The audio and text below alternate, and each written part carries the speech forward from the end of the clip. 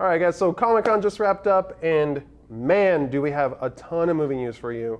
It's really overwhelming, but we're gonna get through it. First off, Comic-Con is known to be the movie news capital of the year. So everything from sci-fi, fantasy, and comic books, most importantly. So to start off with some sci-fi footage, oh man, Total Recall looks amazing. It looks like there's a lot of cool Easter eggs they're throwing in there for the fans that totally were complaining about that. I know I was one of them. I wanted to see some certain things, and man, cannot wait for this movie. Also, Elysium looks really, really cool. On another note, Resident Evil Retribution, I was done with this after the second movie.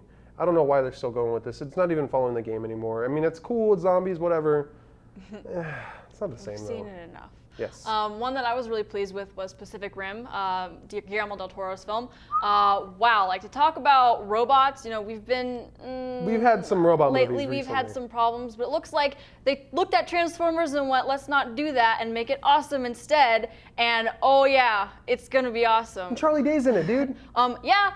Another one that looked really cool that surprised me again was Godzilla, because another reboot, but this looks awesome. It looks awesome. It's going to be great. Yes. Another great little tidbit that we got from Comic-Con on Warner Brothers' behalf was the campaign, which is Zach Galifianakis and Will Ferrell doing a movie about a local election, which it's an election year. Yeah. Oh man, I cannot wait for this. I love Will Ferrell doing political figures.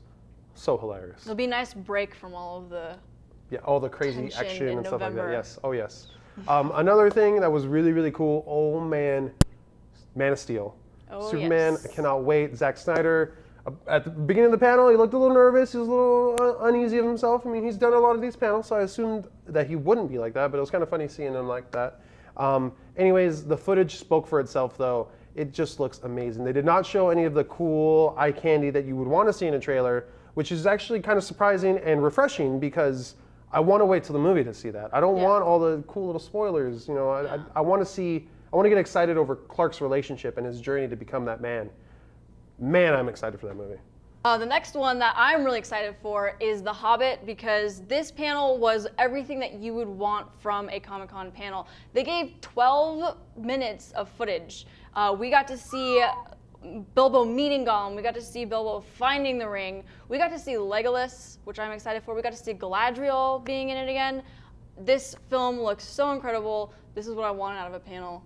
So happy with this. I just want to say I'm really stoked on Legolas because he's like Middle Earth's Hawkeye, so I'm so ready for that. I really like it because he was my favorite character in the movies, and even though he's not in this book, I'm still happy to see him in Middle Earth Hawkeye. That's all I got to say. In the last panel though that we saw, that was probably the coolest one. Oh man, the Marvel panel. Marvel. Woo! Oh, we got a ton of announcements and confirmations on certain things. Iron Man 3. Set to go. I mean, Shane Black and Jon Favreau were there talking about it, but Robert Downey Jr. showed up. If you want to know how exciting this panel was, just watch the footage of Robert Downey Jr. walking through the entire Hall H, dancing, I would say.